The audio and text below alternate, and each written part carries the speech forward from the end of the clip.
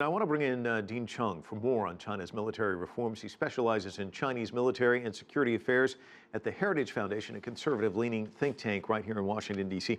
Military reforms for world powers, not all that uncommon. I was looking at Russia did it in 2014. The U.S. did it in 2007. So tell me the thinking behind this and why the reforms now, do you think? Well, while a lot of countries do reforms, they are rarely as tectonic, as fundamental as what we are seeing with China. On December 31st, Xi Jinping announced the creation of 3 new services within the People's Liberation Army. Now we take the 4 general departments and break them up into 15 different pieces. The purpose behind all of this, Xi has been very upfront about this, is to make the PLA better prepared to fight and win future local wars under informationized conditions. And part of the overhaul is creating a joint command, sort of kind of a Western-style approach to things. Tell me about that, and what's the thinking behind that, and how does that move the military forward for China, do you think? Well, the Chinese military, until very recently, was very heavily oriented towards the ground forces, and much of this reorganization is trying to sort of break up the power hold of the ground forces over the senior levels of all of the various general departments and the like. So the idea here is that future wars will be fought jointly. So the Air Force, Navy, rocket forces are going to be much more important, space capabilities.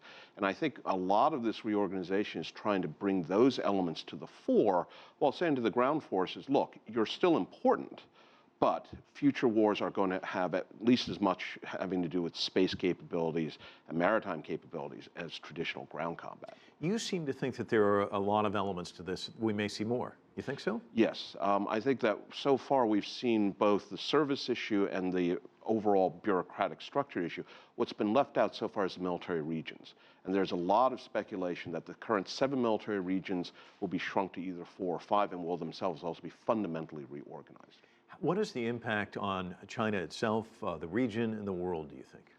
Well, certainly this is going to be changing how the People's Liberation Army is organized. It's going to take a while for all of these changes to filter through, at the end of which the expectation is that you will have a much more capable PLA, which the neighbors are going to be a little bit concerned about, I suspect.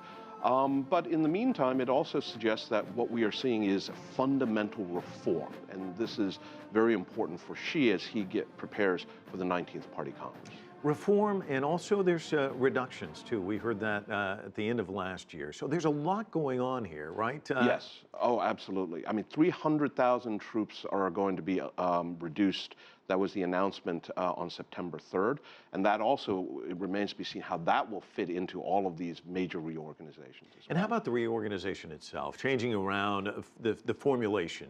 As you look at it on paper, does it make sense to you? Well, to be honest, at this point, there aren't enough details yet. For example, they're creating a joint staff department that is supposed to do strategic planning, but they're retaining a strategic planning department. What is going to be the apportionment of responsibilities? Who's going to be responsible for what? So I think at this point, the best we can do is to stay tuned. And one final question, space, cyber, you think those are going to be important pieces in this as well? They've been combined into something called the Strategic Support Force, their own service, which really puts China in a position in some ways ahead of the United States. We don't have a dedicated space command. Our space forces are under the Air Force. Chinese have decided to set them up separately. Interesting. Dean Cheng, thanks so much for coming in and providing insights. Appreciate it. Thank you for having me.